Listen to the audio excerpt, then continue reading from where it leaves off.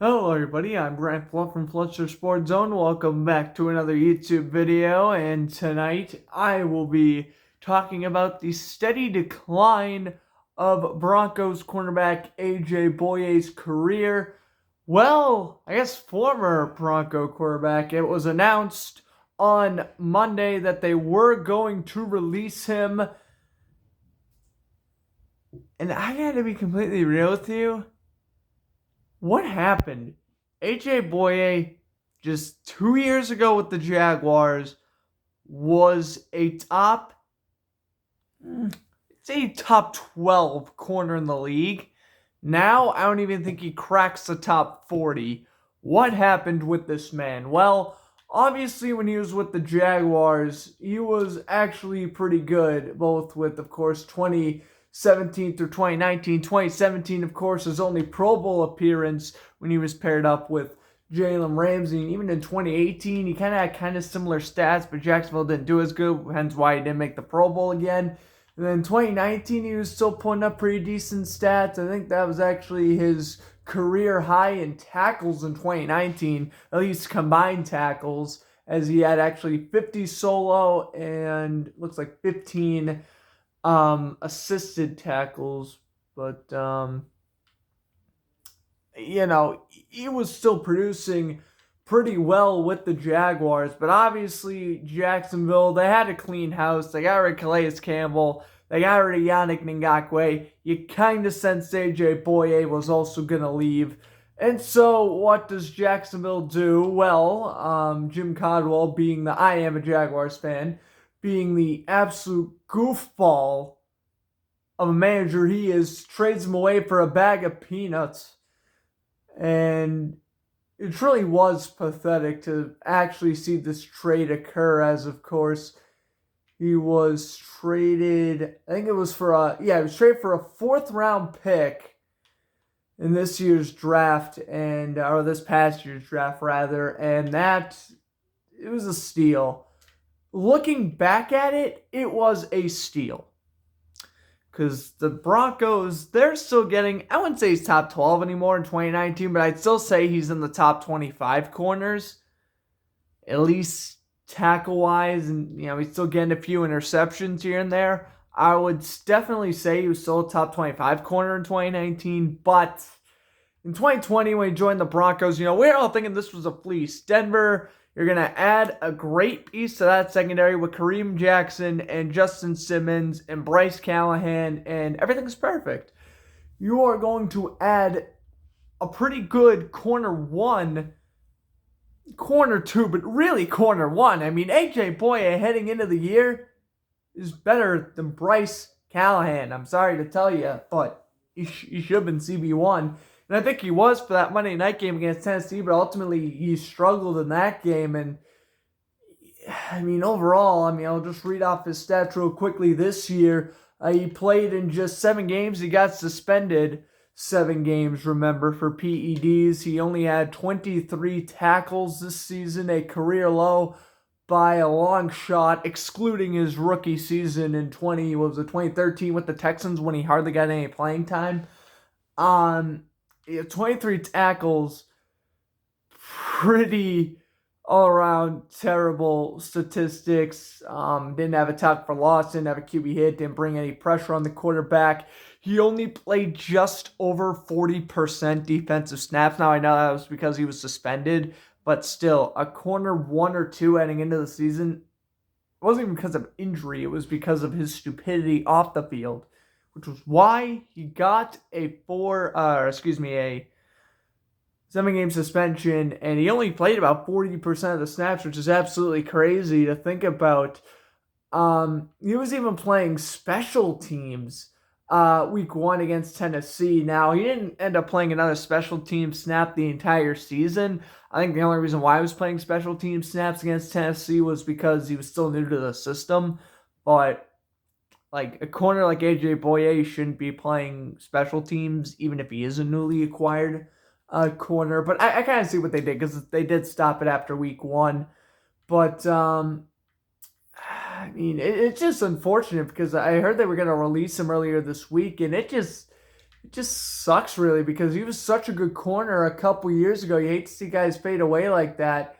Yeah, he had 41% of the 41% defensive plays this year.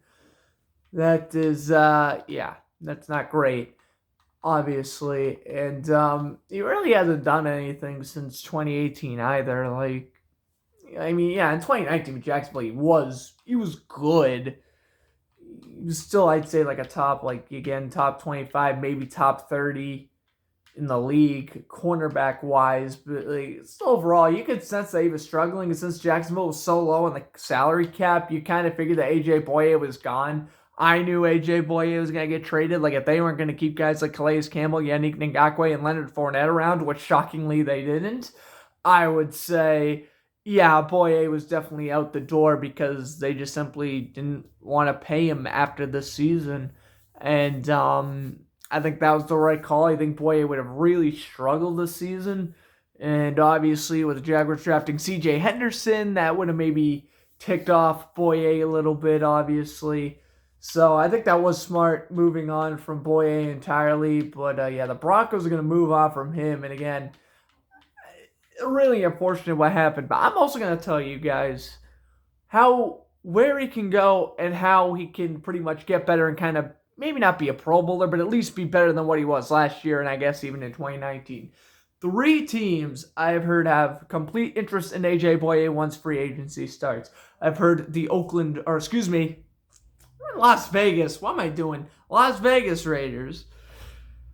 Calling the Oakland Raiders in 2021. What am I doing here? Las Vegas Raiders, Philadelphia Eagles, and I would say Washington football team. I think could be the 3 main spots he lands. I could maybe see the Jaguars making a reunion. I doubt it though.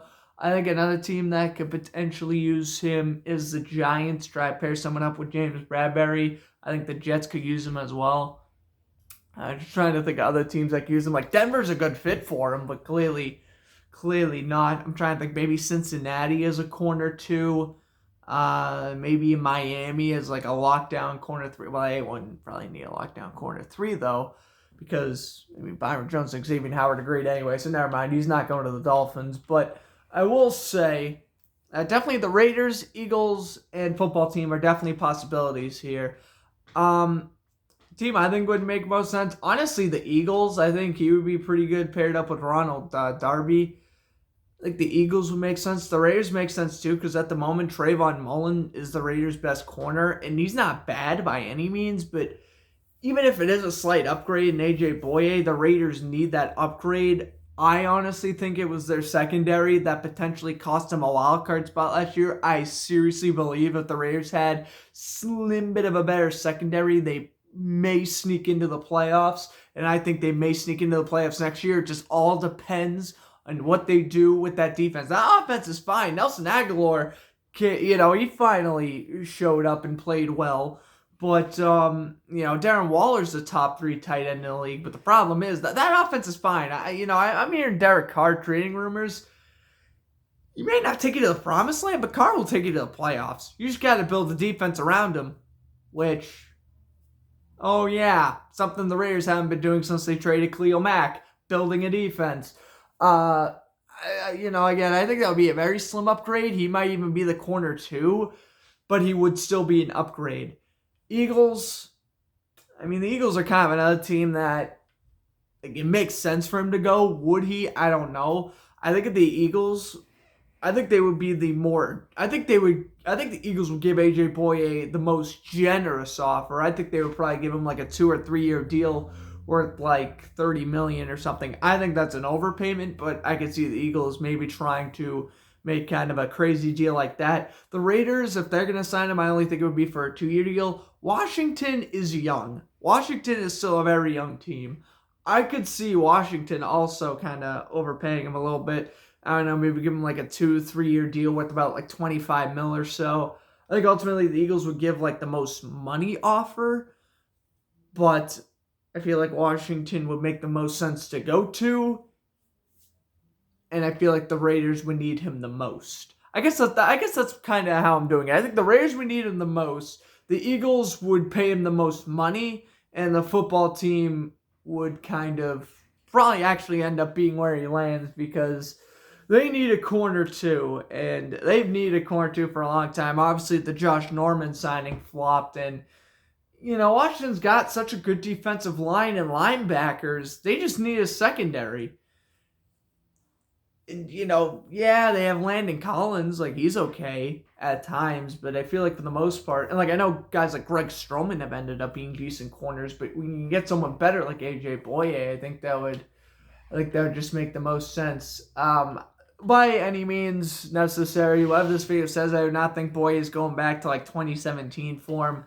I just don't. I think those years are over, but I think he can still be a solid corner too and, get back in that range of being a top 30 corner in the league. Again, I think that depends on how he plays and really, what system he goes to and obviously if he's good enough.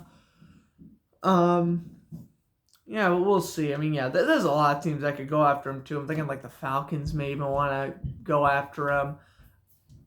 I would say the Ravens would have been a good option, but since they re-signed Jimmy Smith, I don't think he's going to Baltimore. But if they didn't re-sign Jimmy Smith a couple months ago, I would probably say the Ravens would have been a good bet for a third string corner.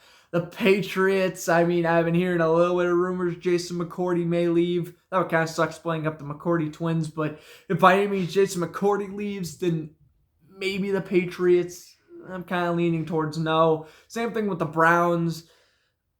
They got Denzel Ward and Greedy Williams. They don't really need A.J. Bouye. Bouye would help in that secondary, but that wouldn't make sense. A team, speaking of the AFC North, a team who should pick him up is actually the Steelers because Mike Hilton, he's okay, but he's not great.